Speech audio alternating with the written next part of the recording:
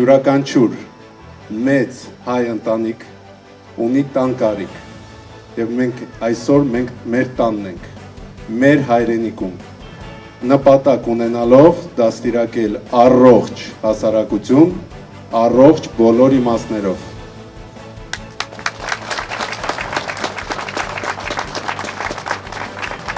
Այս ամենը հնարավոր չէր լինի առանց Սամվել Կարապետյանի, այն մարդու, ով իր ամբողջ կյանքը սիրով աջակցել է բոլոր այն պրոյեկտներին, որը կապված են հայ երիտասարդների հետ, որ ինձ միշտ սովորացրել է, որ հայը մնում է հայ, անկախ նրանից որտեղ է գտնվում, եւ ինձ սովորացրել է, որ եթե դու ունես այդ հնարավորությունը, դա մեր պարտավորությունն է օգնել եւ օգնել։ Պապ ջան, մեր մոտ ամեն ինչ ստացավ, հիմա լոր միշտ, ու ամեն ինչ կստացվի։ Շնորհակալություն։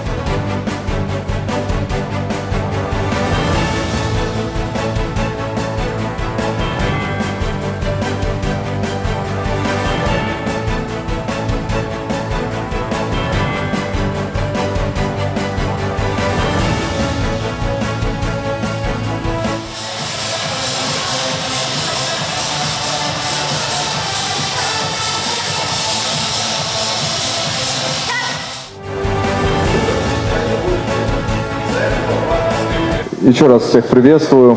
В ближайший год мы наладим тренировочный процесс. Сейчас у нас есть уже расписание занятий, но мы еще будем корректировать его с учетом потребностей, которые будут здесь, на местности.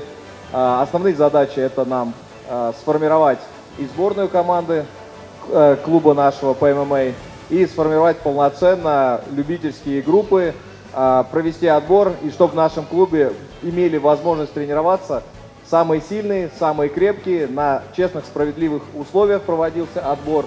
И я думаю, уже в конце первого года нам будет чем гордиться, и мы отчитаемся о высоких результатах наших спортсменов. Ծնողներին եւ մարզիկներին առաջինը պետք է իմանալ, որ մեր մոտ մարզվելը լինելու է ամբողջովին անվճար։ Ընտրվելու են այն երեխաները, որոնք ցույց կտան, թե ինչքան են ցանկանում հասնել նվաճումների, թե ինչքան են ցանկանում ունենալ այն նույն զարգացումը, ինչպես անձնական սպորտի առումով, ինչպես էլ իրանց բարոյահոգեբանական վիճակում, ոնց որ մեր չեմպիոններն են։ У нас есть девиз «Честь и сила».